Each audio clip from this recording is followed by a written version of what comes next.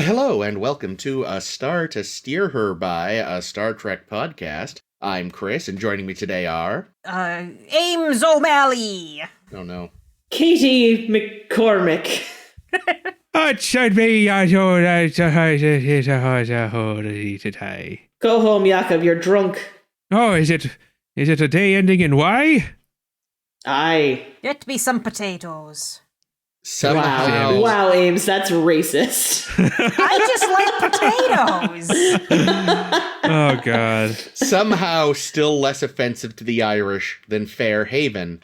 The second of the episodes we'll be discussing today on episode 297 of our podcast. Also the second most offensive to Irish episode of all of Star Trek. Yeah. Nothing's more offensive than Up the Long Ladder. I was going to say, I truly thought that's where he was going with that, honestly. I was like, yeah, you're right, it wasn't quite as bad as that one.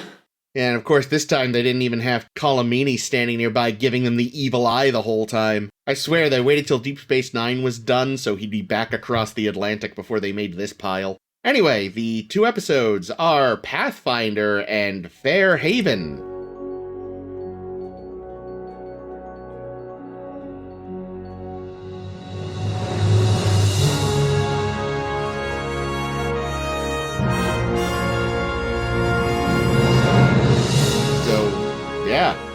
What a shit segue that was. First up in Pathfinder! You did it!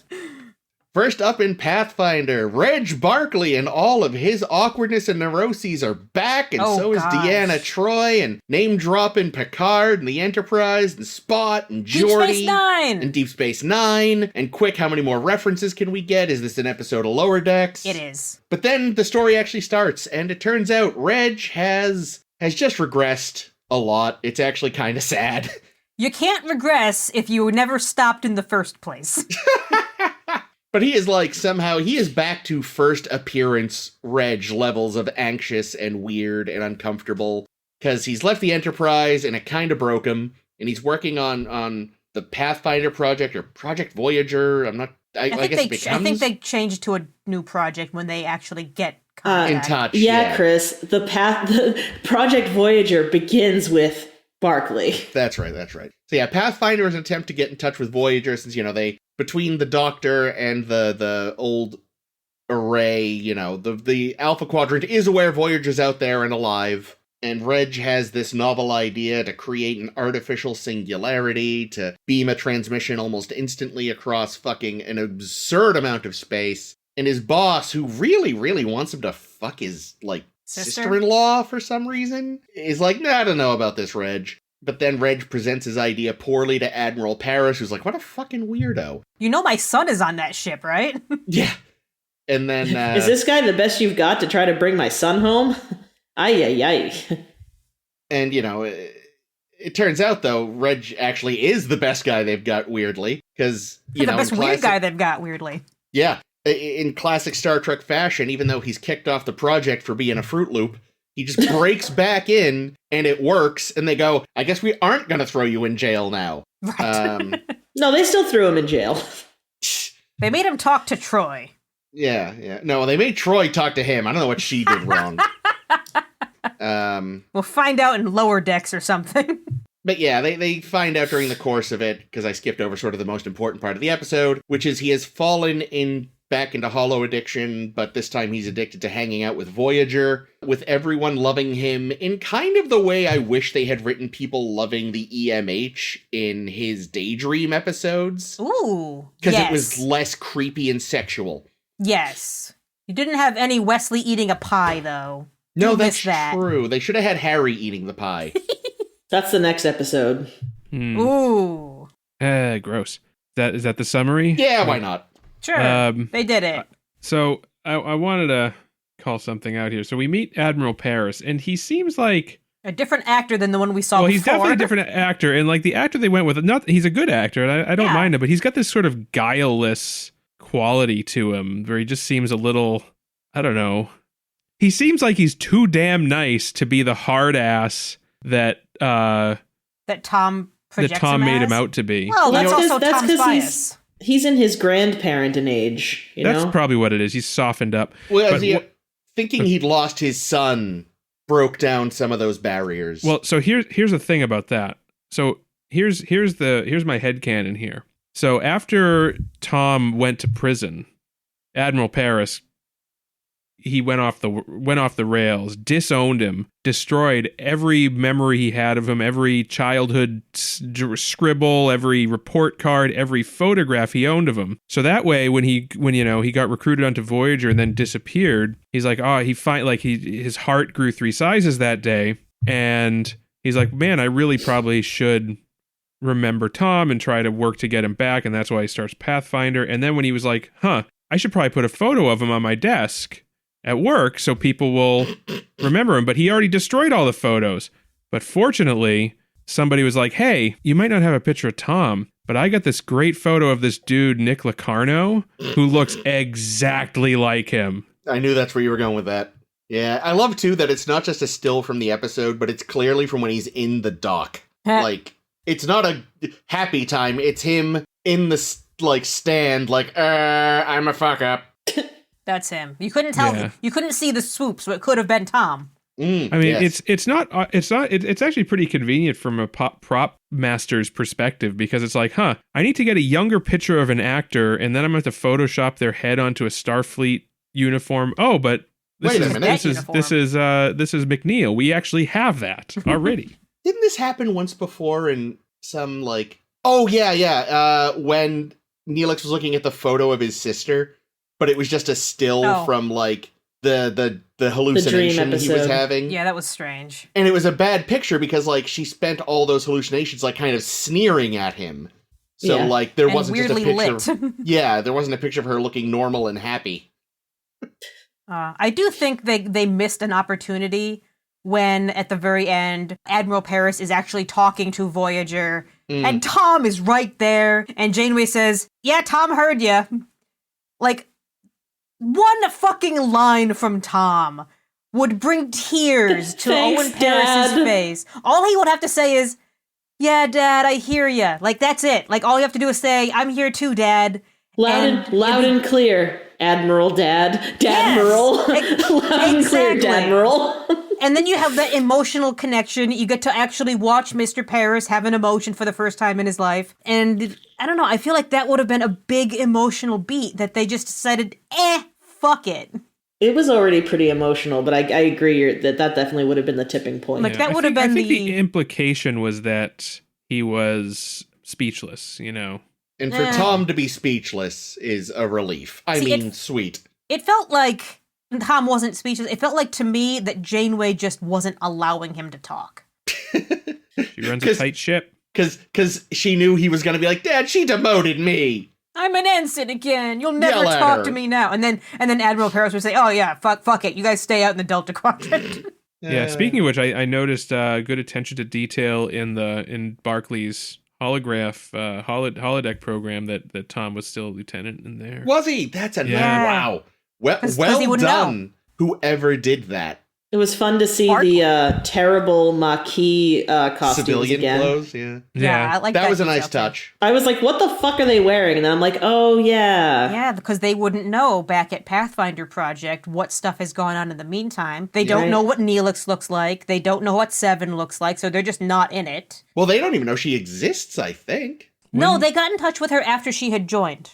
Yeah, because she was the one that discovered the network. The array, yeah. Do we know how much? Yeah. Do we know how much data they sent them at the time? Or some, but I'm sure not enough to get Seven's personality in a holo program. Yeah, but I forgot they. I was thinking they wouldn't have known about her at all, but I guess they would have. Yeah, but yeah, so Chakotay and B'Elanna, they would know what they look like because they are known Maquis associates. They're on a bunch of wanted posters. Yeah. They still think Janeway is rocking the bun instead I was of about having to say that. Aha, that was a fun detail too.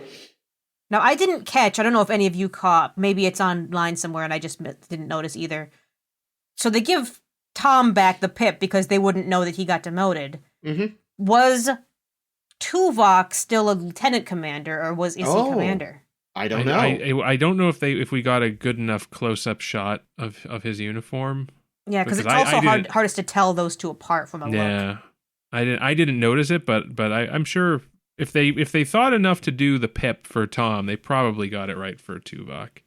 I felt like the EMH kind of was too much like new EMH, though. Yeah, that was one thing I thought. He was too friendly. Actually, though, that they would know. They met him. That's right. Because they met him. He's the one that's right. Yeah, so they actually know him. Nope, okay, so they actually did it perfectly. Wow, they really did do a good job with this. Because I had that thought too, but you're right. That they actually, nailed it. Fuck.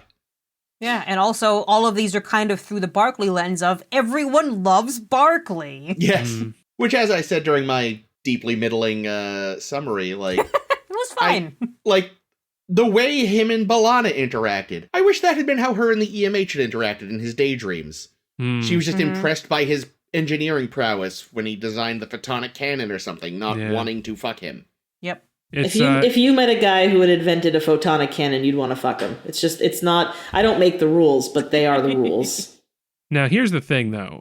As much as it does seem like Barclay has regressed to his first appearance, he didn't have B'Elanna in a negligee saying, True. I am the goddess of empathy. Of empathy.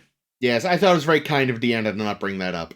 Yeah, I was a little surprised. So getting on the Deanna stuff, because I know it's nice to see Marina Sirtis. I thought she did a well enough job, considering they usually don't give her much to do. No. And in this episode, I still wish they gave her something to do.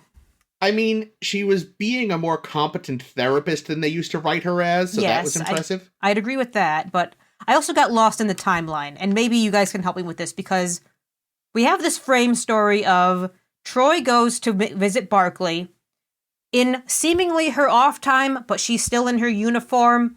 Question marks. Well, you gotta blame Jellicoe for this.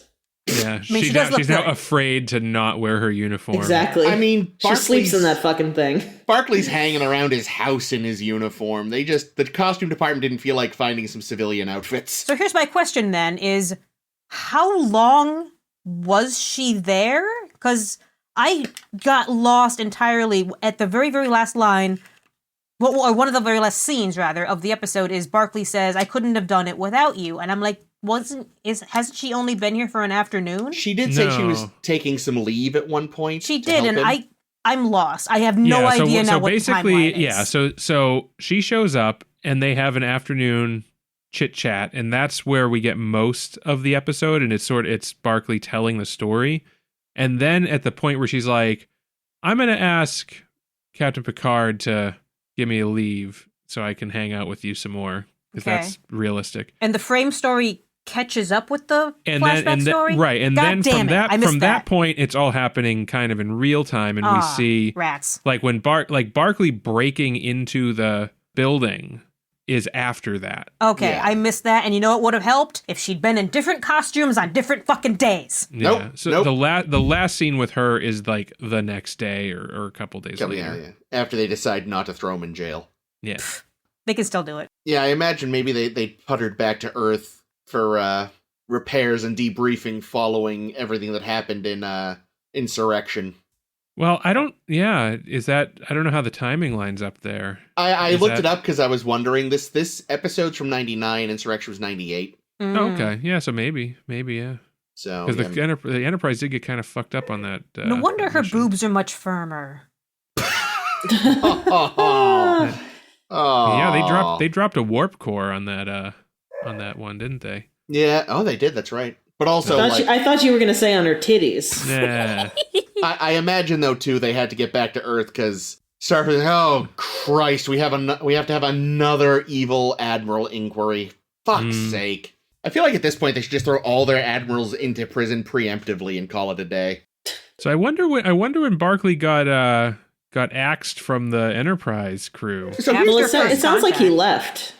He was there during First Contact. But so here's the other thing though. He didn't leave the Enterprise to join Pathfinder. He left the Enterprise to help design the EMH, which the EMH seemed to have forgotten about when they were talking about Barclay at the end. Yeah, that was weird.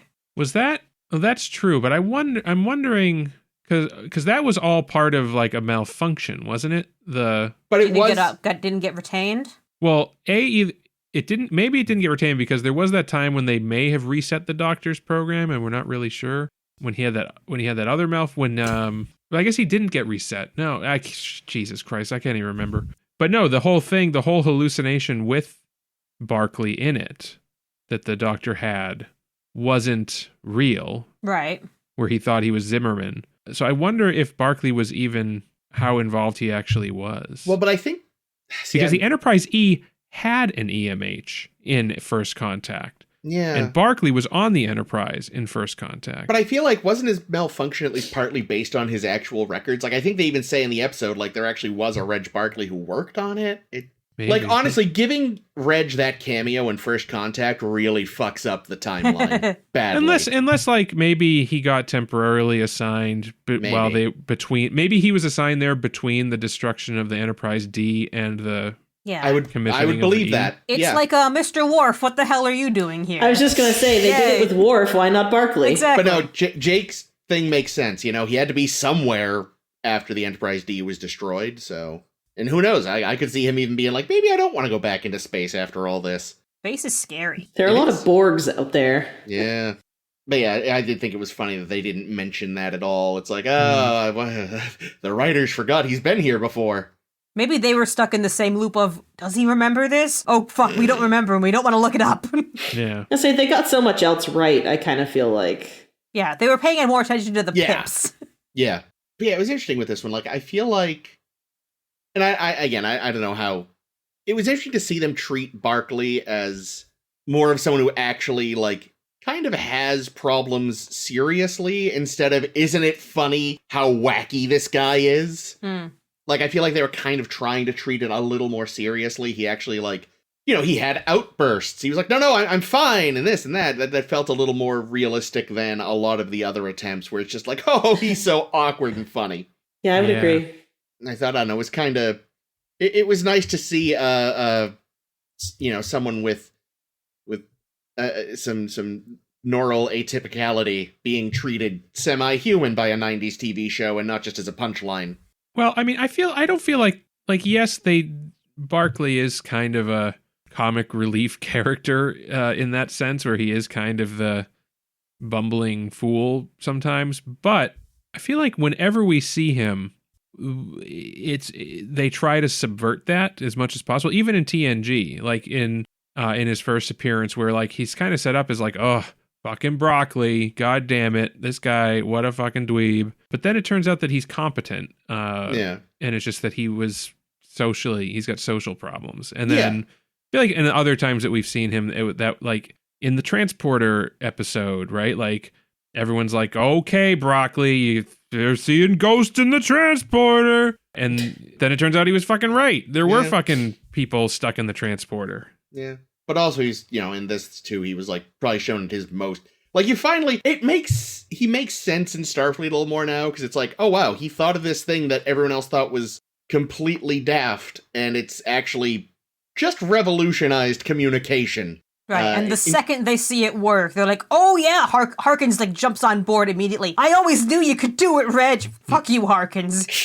Harkins just like, how can I mooch credit for this discovery? Seriously. Like Harkins doesn't see, that's another thing. Like they set it up so that you think that Harkins like might be a bad guy, or like not a bad guy, but like just an asshole boss. But in this episode again, they subvert that, and like he actually isn't. He's actually a really good boss, and he, you know, he's like a nice guy, and he just like he's concerned about Barclay and his health, and he wants to set him up with his sister-in-law for some crazy reason. That's weird. That's like, what? Maybe he really hates his sister-in-law.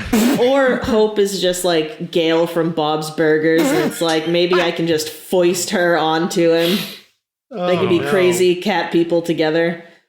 Neelix is going to be the ring bearer when they inevitably get married. And that is to say Neelix the cat, not Neelix. I loved Neelix the cat. He was so pretty and floofy. I was going to say, I bet you when the EMH was in the Alpha Quadrant doing that adventure with Andy Dick, and he met Starfleet, when he's like, oh, let me tell you about all these people on our crew. And he said, okay, we got B'Elanna Torres, we got Chakotay, we got this Borg lady, 7 of 9. Oh, and the cook is this guy Neelix. Okay, all right, he's an alien. All right, tell me what he looks like. Well, he kind of looks like a cat a bit, like a cat person, sort of. And that was the description, the only description that Starfleet had. So of course, Barclay was like, got this cat, Neelix. Yeah, no, I'd say Harkin's main thing is just a lack of imagination. Yeah.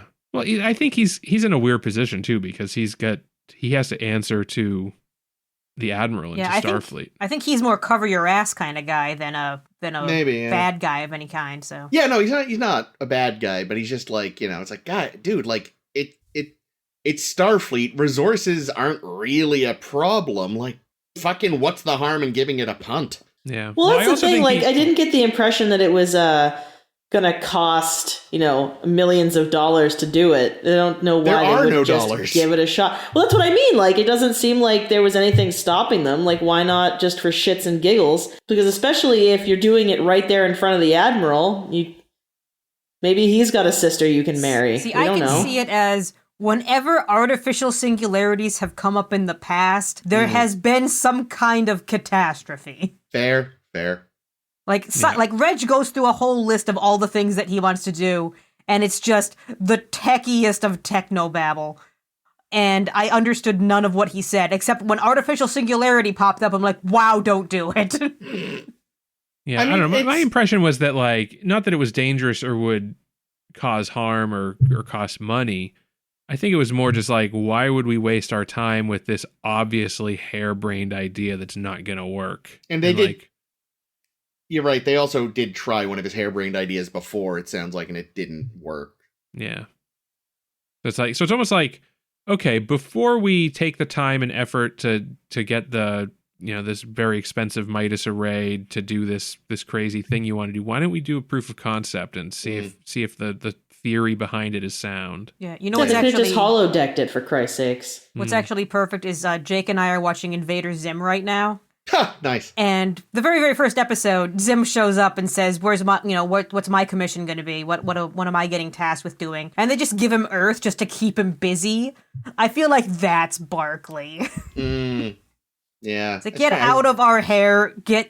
Go away. I rewatched that episode very recently.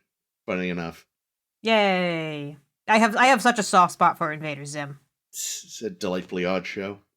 But yeah, no, Barclay, man, they're gonna speak of him one day in the same breath as Alexander Graham Bell and Steve Jobs. And Elon Musk, according to Lorca. Yikes. Gross.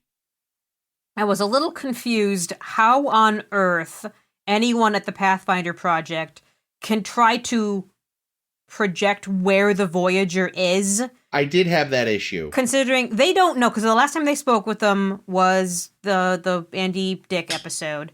And in the meantime, we've done 3 huge jumps in Timeless, Dark Frontier, and just the other week in the Voyager conspiracy. Yeah. Like, they should be well beyond where they're trying to get in touch with them at. That's the one thing I couldn't think of a good explanation for, because I also was like, wait a minute though, guys, they've done some hopping. Yeah. There's not really an answer, except that we needed it for plot. Like, I feel like maybe that could have been part of the reason, with the delay, was like none of them had... That was the one thing they hadn't factored in, and maybe Reg just at the last minute is like, maybe they jumped, and he just points it at places it shouldn't be, according to them, and then it's like, oh, found him. Yeah, he threw a dart randomly and hit him. I'm sorry, a ring. The scene where they were chasing Barclay through the holodeck version of Voyager was pretty good. I thought that was a lot of fun. That was amazing. You might say it was a hollow pursuit. Hey. Yeah, I love that when the security guys had to tell Harkins, like, sir, he's beating us with a video game. Yeah, and then Harkins just comes in and vaporizes B'Elanna. Yeah. Oh man, rude. I did like his solution though. It's like, just set the ship to explode. That'll end the program either way. Yeah, points for having the safeties on for once, because when the Voyager folk are shooting at the actual humans, nothing happens. And I'm like, yeah, that's right. I'm going to have questions about the safety protocols next episode. That's for I sure. have a very stupid answer next episode, so. Oh my God, I hate everything. The last thing I wanted to bring up. So we got Marina Sirtis. Great. She apparently took the gig before reading the episode, as one does. And she says what she noticed was originally she didn't have a ton to do. She still doesn't have a ton to do. But once they actually signed her on, they just kept writing more Troi lines, effectively. It's like, oh man, we actually did get Marina. Shit, give her some lines. And she's pretty sure, or at least this is what she says. There's no other references to this I saw, but she says that there originally were some Mrs. Barclay lines that they just cut that character and gave the lines to Troi. Mrs. Barclay. Yeah. I was going to say, like, they were hedging their bets and just being like, all right, if we can't get her, we're going to make it some generic counselor. Maybe they were going to see if they could get Nicole de Boer. Oh, no. That was a plan. Can't get her, check on her. If not her, we'll make up a new counselor. But yeah, that end scene was really well done, I thought. Mulgrew, like, trying to keep it together because, Captain Bridge in front of the crew, but you can see her welling up, and, like, I thought she struck a really good balance. It was definitely a feat of very excellent acting. Yeah. This is the scene where they're clinking champagne glasses and shit? No, sorry, on the right bridge when that. they're talking to Admiral Paris. Oh, okay. Where she's just like... Where she's like, fucking abandoned ship? We have 20 seconds. Abandoned ship. You will not make it, honey. No. But yeah, I thought she did a good job of, like, getting all misty, but, she can't really break down because she's in front of the crew. Gotta be strong. But yeah, I thought she did a really good job there. Mm-hmm. They gave Troi one scoop of ice cream, and it was huge. Yeah, and also it was cat food. Yum. Yes. I remember thinking, that's a weird color. Oh, because the cat has to eat it, so that is not chocolate ice cream. That is tuna salad. Mm-hmm. Maybe that's just what Troi has liked all along. We just never realized. A cat could be trained to lick ice cream. Well, yeah, but the cat shouldn't, probably. Yeah, chocolate's pretty bad for cats. Especially not chocolate, yeah. Our cats love chocolate. The amount of chocolate in chocolate ice cream... Maybe you don't. God damn it, Jake. The amount of chocolate in chocolate ice cream would not be harmful to most animals. Also, it's replicated chocolate ice cream anyway, so... Yeah, it's made of shit. Yeah. Oh, god damn it, holodecks. But could a cat... And replicators. But could a cat have a Guinness? We don't know, because we somehow don't see one drinking one in Fairhaven. That's your segue. There was a really obvious Guinness sign at one point. I was like, really? Okay, sure, why not? But the cat... I don't know. I just fucking... Look, Fairhaven love drinking dark stouts. Fairhaven does not deserve a good segue. Oh, I don't know. In Fairhaven, since the plot doesn't call for it, power isn't an issue. Until it is. Everyone is playing Tom's newest stupid game. A recreation of a, 1910s-ish Irish village called Fairhaven. They're about to hit some kind of storm, so they create an inverse warp field to anchor themselves in place. They're gonna have to kill 3 whole days, so they just say, fuck it, let's turn the holodeck on 24/7, and take up holodeck 2, so fuck you if you wanted to use that to not play fucking play anything Pub Simulator. Fucking else. Jesus Christ.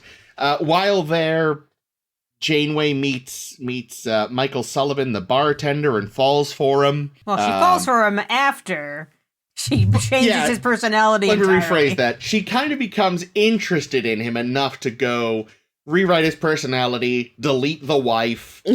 Why would Tom program him to have a wife in the first place? Because he didn't want to... I blame Tom. Well, I think it was meant to be like a friendly place, not a fucky place. Yeah. For once, Tom wasn't being horny. Except he was kind of like giving Harry shit for wanting to fuck Maggie O'Hanrahan or whatever her name was. O'Halloran. Hammerhead. Yeah. Well, don't fuck with her. Yeah, her pig farmer husband or whatever will fuck you up. Yeah. But yeah, so she feels awkward about falling for this man she designed for herself because she realized it's a little weird because she can just make him whatever she wants him to be. Fuck doll. Yeah, and weirdly, of all people, the person who's like, no, this is fine, is the EMH, and it's like, what? Yeah, I kept thinking, there's going to be a discussion here instead of nothing. Just minutes of nothing. Yeah, and it's... I don't know, he was kind of right. I mean, she doesn't... Who can she fuck if not a holodeck is right. thing? Yes, but we'll get to that. We'll get to that. Finish the synopsis, and then we'll have weird discussions on holo consent. Yeah, so, then they are hit by the storm, which somehow breaks the program, And Tom Right. is like, I'm going to have to rebuild it. Let's figure out what to keep. And None it's of like, it. hey, Captain, Build do a you new want to keep... thing. Do you want to keep Michael? And she's like, I don't know. And then she goes and talks to him a bit because she broke his heart by disappearing on him. And she, yes, decides to keep him around, but does make it so she can't alter him anymore. Not that she reverts him to what he was, mind, but just Right. that no more modifications. Well, no more personality modifications, I noticed. Oh, is that what she said? She did say something about his, like, I forget the exact phrasing she used. I remember thinking, so you could still alter his hog if you wanted. Yeah, she's gonna change the size and shape of his shillelagh, if you know what I mean. Oh, I wish I'd said that instead. Go ahead. Retake. No, you edit this thing. No, I'm giving you the credit. I want him to have a big mirror universe Sulu scar across half his face. Well, he's already got some mild scarring around one of his cheeks, actually. Oh, I didn't notice I that. thought. So, yeah. I liked him better before she turned him into a weird fucking poetry reading bench sitter. What the fuck are we doing? I spent most of the episode trying to determine if this man is attractive or not. I thought he was all right. I couldn't tell. I thought he was okay. I got to agree with her that the amount of stubble she put on him was better than the amount he'd initially had. I didn't notice the difference. It was slight, but it was there. So here's my question, because this is such a great pairing in one regard. One regard. Use of Barclay.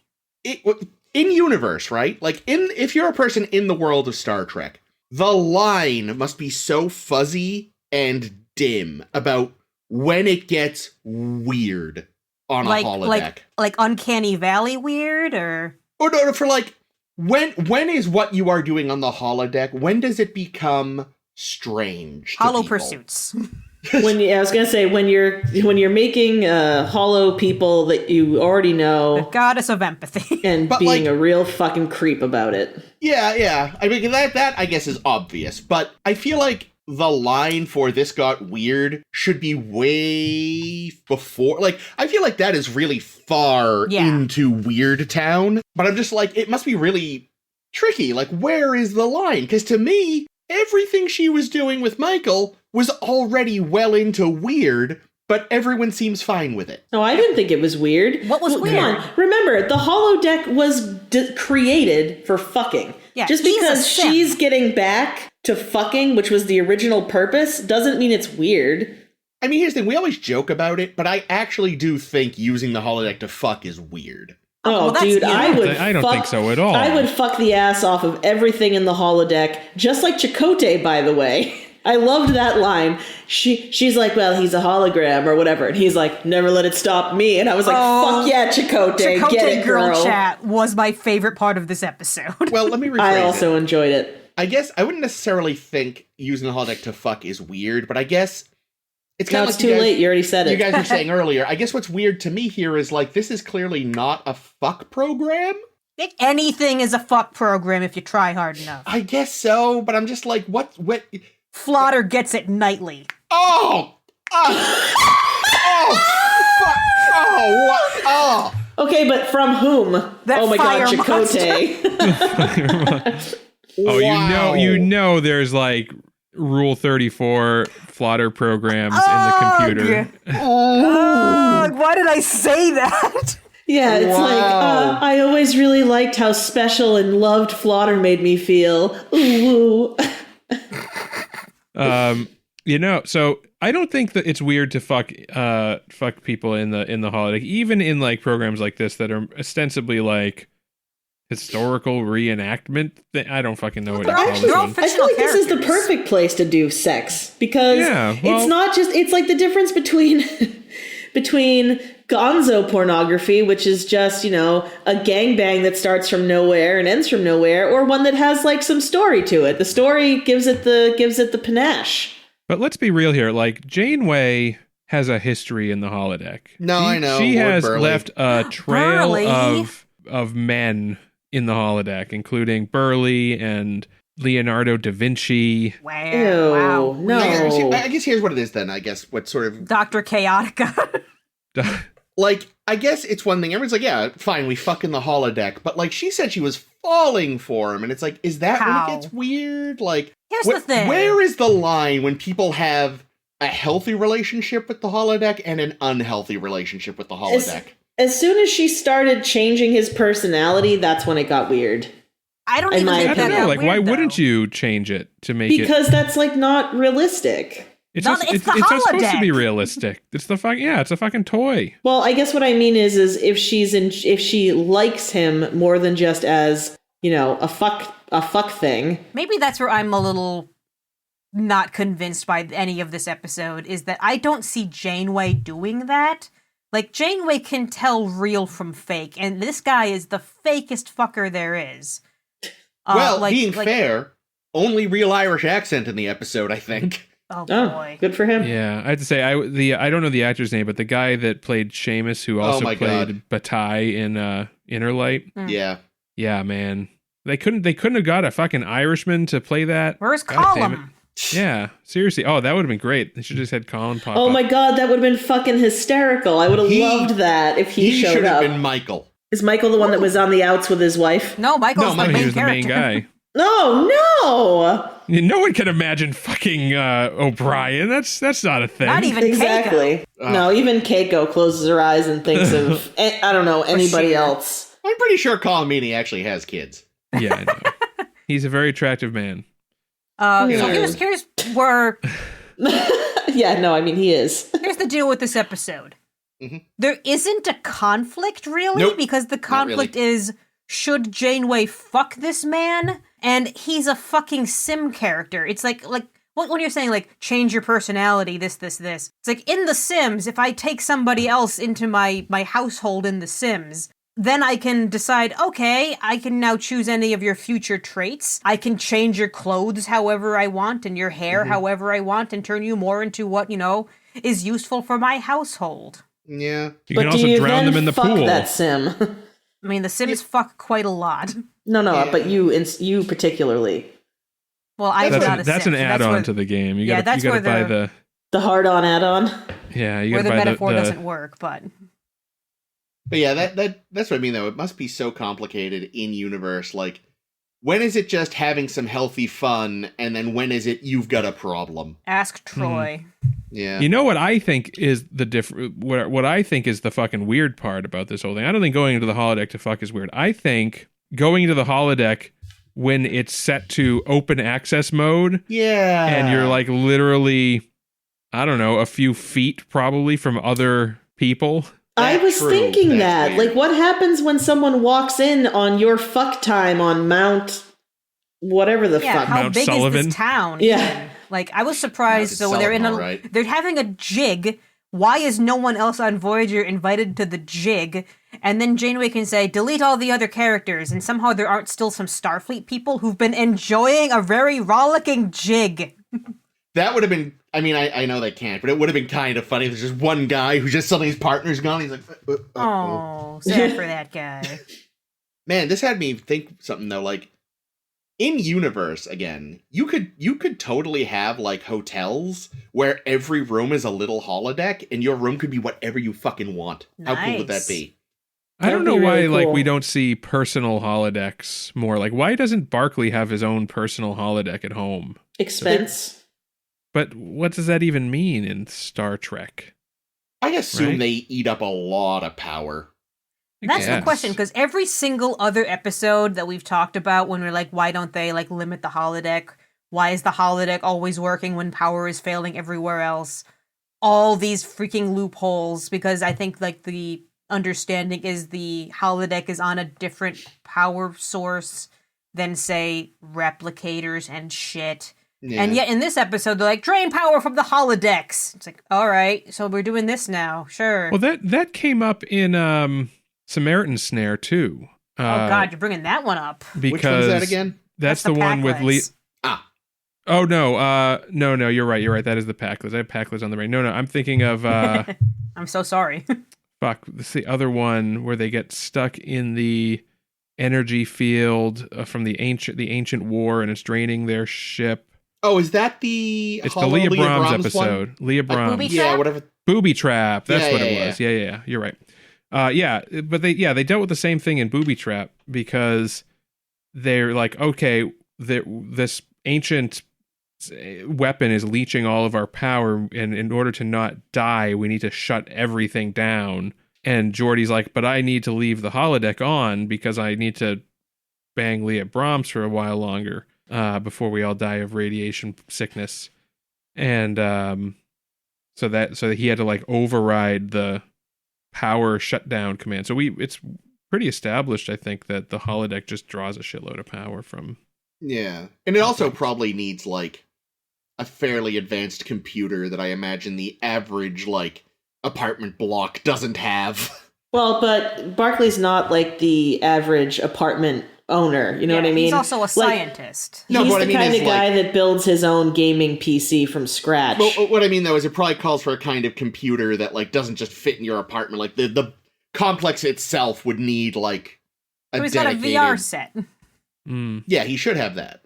But yeah. So again, it did seem weird to... I know we were kind of talking about that earlier, but like, I feel like the EMH of all people should understand the difference between him and Michael Sullivan. Yeah, and that's where I would almost expect for EMH, this was after Michael had his tantrum in the bar like a little boy, and obviously like is a little bit pushing past his programming, because Tom even says like, I didn't program him to drink. A bartender who doesn't drink, an Irishman who doesn't drink. Weird, Tom. All right. But I almost wanted it to be like, maybe Michael is more than just a program. Maybe the EMH would advocate for maybe you give him a little bit more power and control, the ability to consent, all this shit. But then, nope, EMH is just like, fuck it, I don't give a shit. Fuck whoever you want, Janeway. In terms of the drinking thing, though, I kind of just assumed that was because Janeway fucked with his programming so much. Yeah, that's what I thought too. But Tom is the one that said it. So she fucked with the program and make him more complicated. Like, I'm not sure why she would make him a drunk, but like... Well, she said make him a complicated character. Yeah, she was too vague. And he did mention that he hadn't touched a drop in 15 years at that point, so... And then he started calling down the Lord for breaking his heart. What I was confused about is after Janeway fucked with his program, did she like also reset him or something? Because he didn't know her. Yeah, he didn't know her when she came in after that, and he was reading poetry by the train. See, I couldn't tell if he didn't know her or not, because it wasn't a hello, nice to meet you. It was a just starting having a conversation. So there was neither recognition nor the like first meeting somebody kind of moment. It just happened. I would have forgiven a moment's hesitation since she was dressed differently, but I also feel like he's like, yeah, let's go up to the mountain right now, awfully quickly, if he like didn't know her. So I don't know. That's true. Yeah, I don't know. Well, she programmed him to make him easy. Yeah, I was gonna say she put DTF in his in his hollow matrix. So I will say I mostly hated this. But I thought it was nothing. It was such a nothing episode. Oh, it was nothing, and I loved it. It was bubblegum. And I loved every second of it. One thing I will say is Harry looks good in an old-timey suit and boater. Aww. Harry looks good in everything. Yeah, Harry was very cute. I also, I think the other one thing that I particularly did like is that Seven just fucking owns at rings. And I said, fuck yeah! Oh yeah, so you said you had an explanation for the safety protocol. Oh no, this is a half-assed explanation from me. Oh, okay. What is it? Set it up again. What were we talking about? So the fact that apparently they can have a big old bar brawl and get really fucked up, and the safety protocols didn't kick in. Yeah, it's all Paris hit everybody. Yeah. Well, yeah, I can imagine in a big scuffle like that. You don't know who's who. Everyone's dressed like Ireland. Like Ireland. Or Barclay was there and he just started swinging fists, and he's so fucking useless at everything but being a big nerd that he decks everybody by mistake. Yeah. I would love to see like the safety protocols actually kick in. So like during the fight, they're all fighting, and then like all the hollow people's hands just turn to Nerf foam and don't actually cause any issue. You know, someone gets thrown into a table, but right before they hit, it becomes rubber. It's like a pillow. Yeah. See, here's the thing, though. I think that the safety protocols, maybe they have different tunings that you can do. Like, disabling the safety protocols is a very bad idea, but you can also turn them down for, like, more realism. Yeah, so you want to feel it when you get slapped in the face. Yeah, I don't want to be able to get killed in here. I don't want bullets to work, but yeah, I want it to be at least if I have a fight with somebody, I want to know I was in a fight. Well, you know what it is, too, is Tom had never intended for fights to happen in this one, so he was like, I'm gonna turn down the safety protocol so the processing power can be used for a nicer shade of green in the grass. Yeah. The one thing that really surprised me, because I've been to Ireland, and Not green enough. I've been to little towns like this, and I have to say, that looked nothing like Ireland. If anything, that looked like World War II France. I was gonna ask, was that the same square from fucking... It had to be. Oh, probably. It looked Same like backlot. I'm sure it's just a backlot that they have, because it looked exactly the same as the Killing Game. Okay, here's my question then. Because I'm confused why Tom really, really wanted to put all this effort into creating an Irish village when there's literally anything else that would be funner than that. Sorry, Ireland. I know Fuller has claimed that alternate settings that they were considering were, quote, a futuristic aircraft carrier, an Agatha Christie type drawing room, a haunted castle, or a movie studio. But what do you guys think would be a better setting that could maybe lift this episode up? I don't know about better setting, but of the 4 things you just listed... Haunted castle. 3 of them sound like something Tom would have made. What's the other one? The Haunted castle, castle. the drawing room, or the Hollywood thing. Okay, I don't know. I think he would make an aircraft carrier. I think any of these feel more Tom than Irish. Some place where he could fuck a shuttle. Okay, a futuristic one seems weird. Like, if he had recreated a World War II one, I'd be like, of course he fucking did. But, like, yeah, it seems really weird for Tom to have made a Georgian Irish village. And for everyone to love it. Yeah, like, I guess if you consider he also did make Sandrine's, And the Paxaw Resort. Paxaw makes perfect fucking sense. That was a place for fucking and waterboarding. Not waterboarding. Wow. Surfing? Boogie boarding. Paddleboarding? Waterboarding. Waterboarding, boogie boarding. What the fuck's the What difference? kind of resort do you go to, Chris? Don't ask. You're better off not knowing.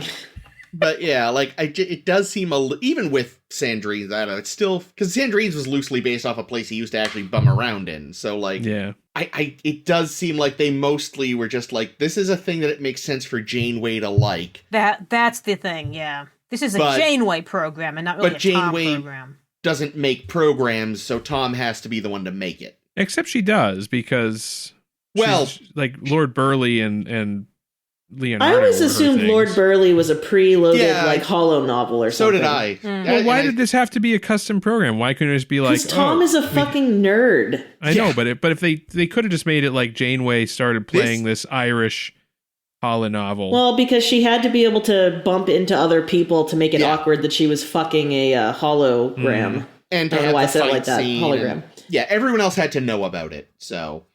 We still haven't really... Go ahead, sorry. It's just a case of, like, all the stuff involved, like... A lot of the stuff that happened so the story could happen the way it did, not because it makes sense from a character perspective. You know, of all of the holodeck episodes of Star Trek that are out there, why have they never done a holodeck version of Clue? Where it's just the crew they're like, let's have a fun game night in the holodeck and do a murder mystery, and then it breaks down and goes bad. There's the tiniest touch of that in that Prodigy episode, I think. A little, yeah. Yeah, when you said great. Agatha Christie drawing room, my first thought was I would love to see Star Trek characters trying to solve an Agatha, especially if, like, even if it doesn't break, it doesn't even have to break, because all it has to be is, like, they don't know how to deal with not being able to use their usual shit to figure it out. Like tricorder. Oh, this guy did it. Yeah, they actually have to, like, it's fun. There's an episode of Columbo where he's on a cruise ship and a crime happens and he doesn't have access to a crime lab. So he's got to kind of, like, improvise. Like, at one point he gets a fingerprint by using, like, flour and some scotch tape and shit. But no computer to run it in, though. Yeah. But, like... You have to hold up everyone's fingerprint themselves, like, in front of his face. Say, no, not you. But, yeah, like, so that's where you don't even have to have it malfunction. It could just be like, shit, we're stuck with... what is it Spock says? Fucking stone knives and bear skins. Yeah. Trying to solve this mystery. That'd be a good fucking episode. Write it. Write it for fanfic week. Oh, that's a good idea. I just actually want it. Do it. See, they don't have holodecks in Strange New Worlds. They'd have to tamp down Anson Mount's hair so he could wear a hat. That would be a waste. Or they just get a really small one that sits on the peak. Like a visor. They can get him a visor. That would be adorable. Yeah, I mean, I guess we did have Data always playing his Sherlock Holmes. Yeah, but we never actually got to see adventures. it, like, done proper, you know? Well, that's because he figured them all out because he knew all the stories. That's how we ended up with Moriarty. Oh, how much did you guys like the EMH hamming it up as the priest? That was fun. That was pretty good. It's pretty much give Picardo a chance to ham, and it's usually a good time. Yeah, I like that. I like the hamming. I did think it was weird that he was still wearing the priest outfit outside of the holodeck, because you would think that since all of his clothes are just holodeck anyway, he could just like will himself back into his uniform instantly. So having him wandering about the ship dressed as a priest was interesting. Yeah. Oh, final question. Because I was really expecting them to go a different route with this. And that's that we see Tuvok getting a kind of weird Vulcan space sick. Yeah. And I kept thinking, this is going to be his Ponfar day, because he's probably due, guys. He's got to be due soon. But then it was just indicative of, we're in the storm. Yeah, like, I was waiting for that to be a bigger thing, but it really just happened so we could have in the world's biggest scare quotes, comedy scene where he has to barf. Oh. Ha ha ha ha. That was very funny. I hated blood that scene pudding, so much. the ocean. Like, yeah, it was dumb. A Vulcan, I don't care how ill a Vulcan already is, they're not going to be made sick by thinking about things. And let's be real, Tuvok is the illest Vulcan. Ooh. Ouch. Yeah, I think they just forgot, like, Tuvok wouldn't like Fairhaven. He wouldn't give a shit about going to Fairhaven, and we want Tim Russ in the episode. Find something for him to do. Find him a bucket to barf in. So here's something I thought was a bit silly. Yeah. But also feels like, of course they would fucking do this. Like, it feels silly, but also feels like, no, that's how they would do it.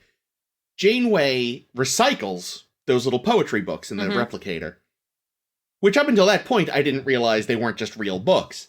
So that means the replicator made books that looked old. Yeah. Wait, so I imagine the replicator, you could have it make you like holodeck souvenirs.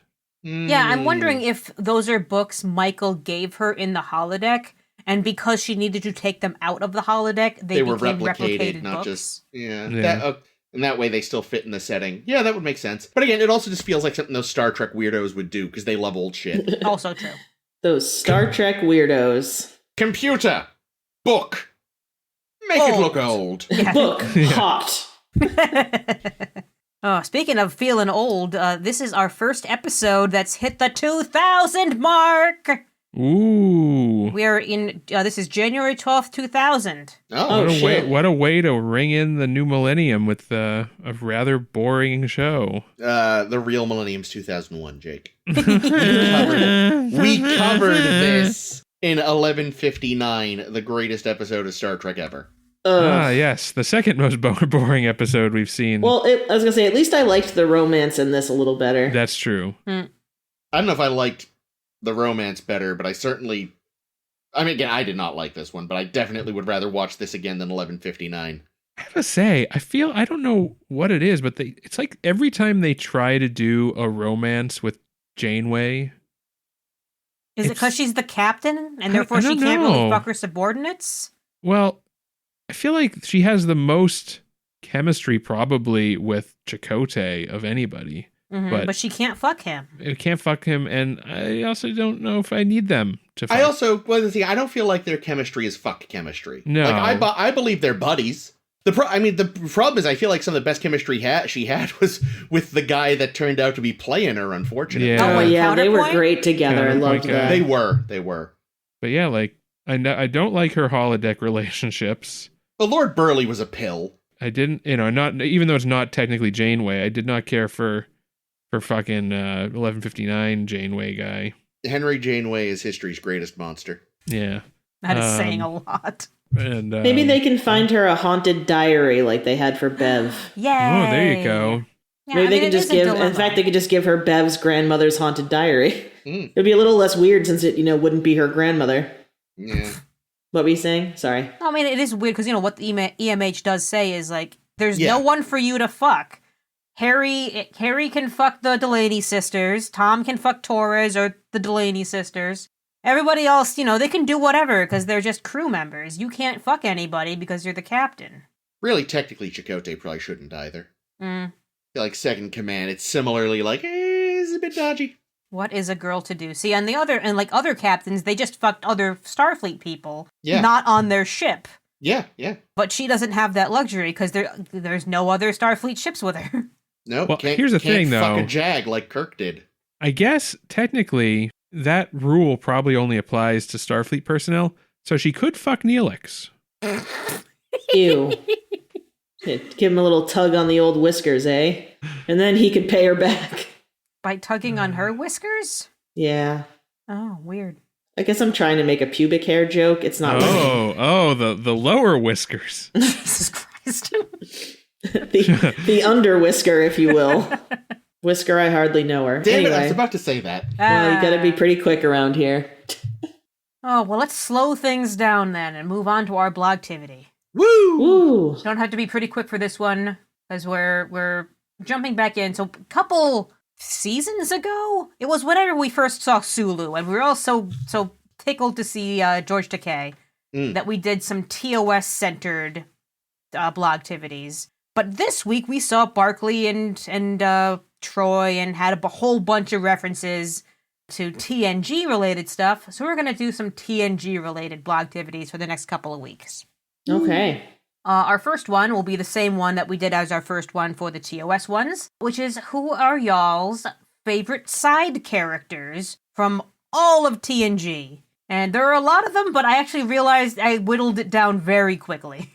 So, when you introduced this concept to us, my first thought... Yeah. And I know I mentioned to you that, like, I don't know, because I know, spoiler alert, we're going to do villains at some point. But while I don't know if he's a top villain, so he may not appear on both lists. Oh, no. But my first thought was Burleigh Rasmussen. Of course it was. Yeah. I thought you were going to say the crystalline entity. Nope. Burleigh Rasmussen, a fucking weird con man douchebag who's from the past and pretends to be from the future so he can go back to the past and sell future things. Wait, he's one of your favorite? He must, honestly, because when Ames said favorite TNG side people, boom, right in my head. Wow. That I don't remember you. I remember me. you not caring for that episode too much. I don't remember it, but I love him as a concept. Yeah. He's so ridiculous. I kind of wish he'd popped up again. Like, obviously, he'd need to have a new con, because they know his game, but... And you did write about him for your fanfic. That's links true. below. I did.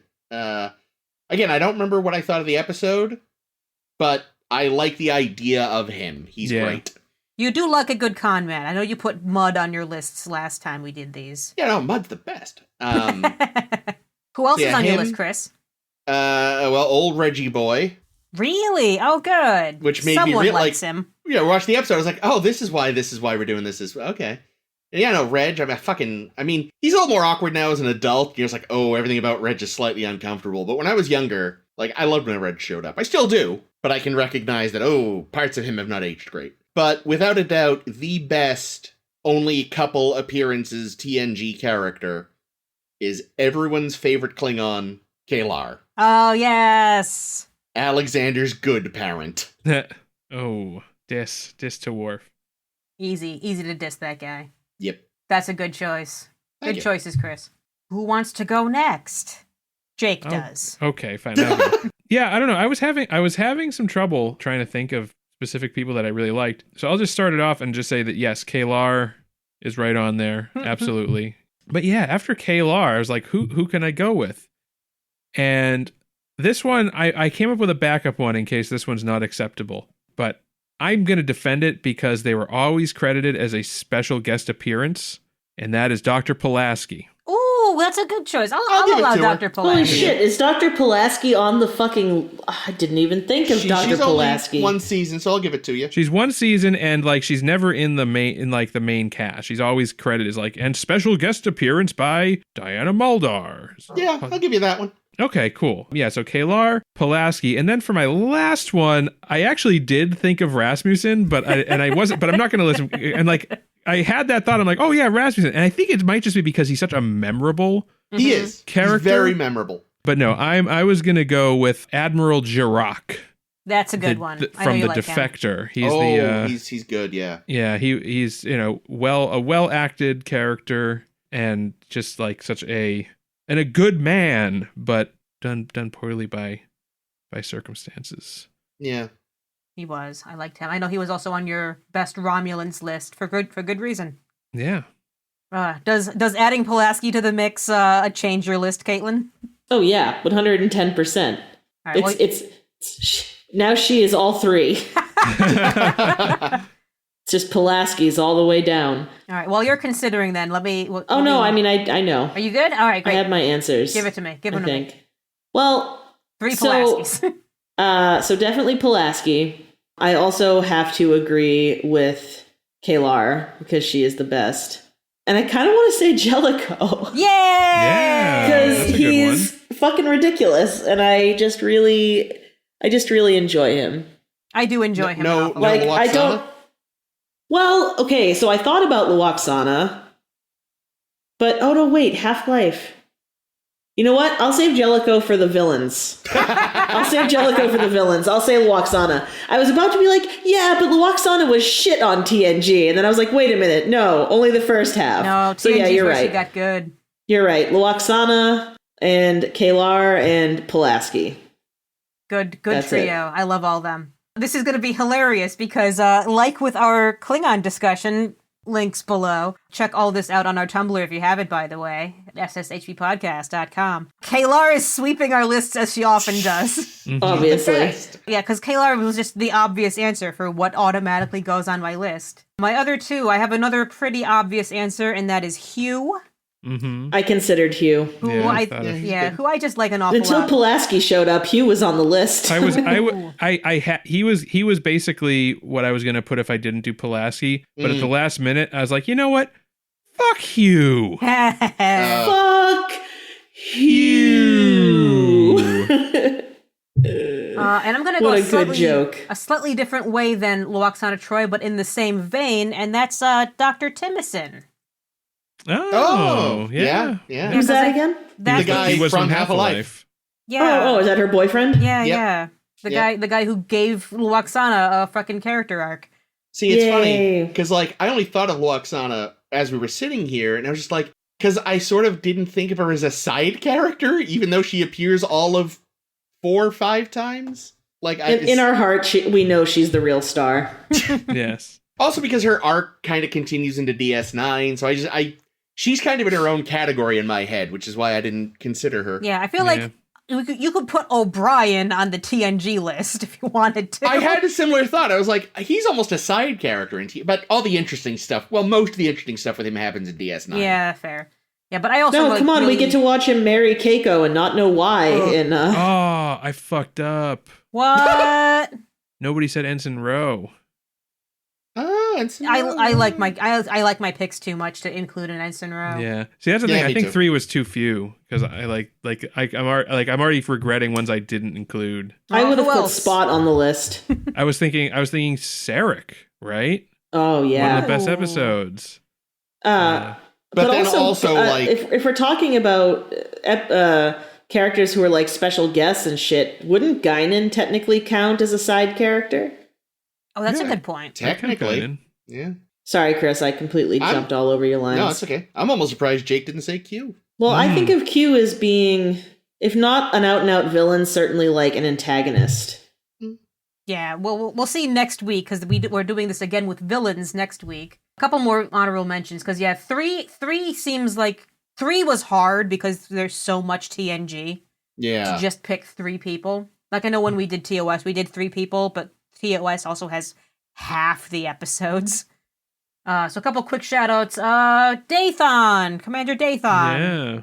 Spot. Starmark and Jalad, right? Yeah, he's the Temerian friend. I also want to give a big shout out to Hutch. You know how much we love poor Pouring Hutch. out for our boy Hutch. I forgot about Hutch. Rip Hutch. I don't remember Hutch. He was the Surprisingly well. the commander of the place where they were doing the Baryon sweep, and when Picard had to go get his saddle and fight Vulcan Tuvok. Let me say what Caitlin will remember. He is the guy who loves small talk, and then Data tried to out small talk him. Oh yeah, Yes. that guy. Yeah, from the Die Hard on the Enterprise That's episode. a funny one. What about Bev's Trill boyfriend? Oh, Odan. I liked when him. when they didn't know what the Trill were going to be yet. Yeah, but I I just don't really know. liked him. I It was feel nice like- to see Bev getting some from not a creepy ghost that fucked her grandmother as well. Well, I I think feel it like was she shouldn't before have that. fucked him when he was in Riker's body. That seems No. wrong. Riker also fucked Ro when neither of them knew who they were. That was hot, though. That's classic Riker behavior. Speaking of getting some, what about BB Newworth's character from Yay! First Contact? I actually put in my list of people who won't make it, but I'll put them on the list anyway. Marista Yale, who was the scientist in First Contact. Mhm. Yeah, she was good. Just because I felt like from this society of backwards weirdos who wanted to like dissect Riker and all this shit, she was one that was like, but science, please, can we have some science? And I liked that about her. Yeah. And my last honorable mention, of course, is Juliana Taylor, Data's mom. Yep. Oh I yeah, love she was her. great. There are good characters in there. Yeah, there's some good ones. I feel like it's going to be fucking impossible when we do this for Deep Space Nine. What about Noonien Sung? Yay! Yeah. Such an interesting actor. I wish we saw more of that guy. And that lore fella there. They had that scene together. It was great.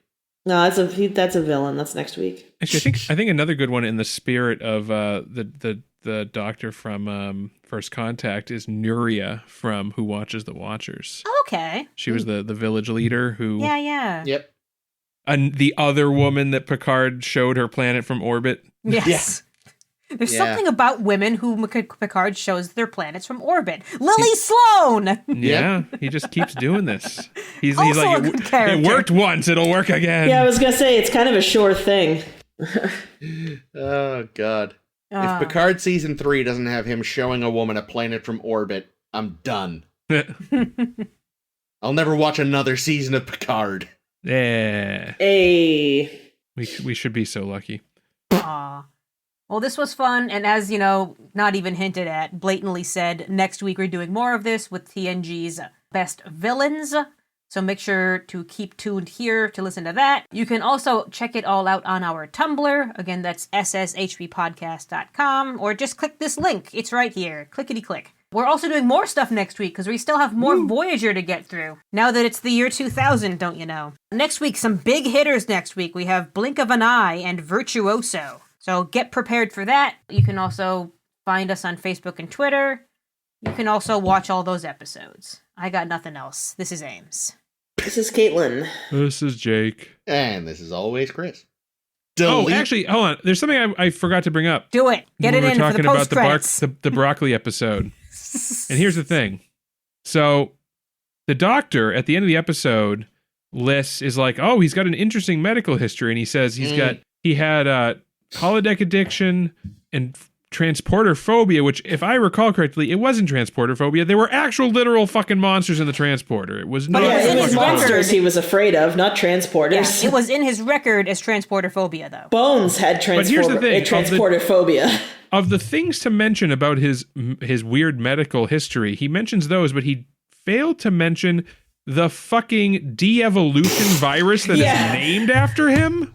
I mean, come on! At the time he turned into a spider. They have made Genesis no longer canon. Ah, okay, there you go. Even Starfleet is like, we're going to pretend that didn't happen. Agreed. Good night.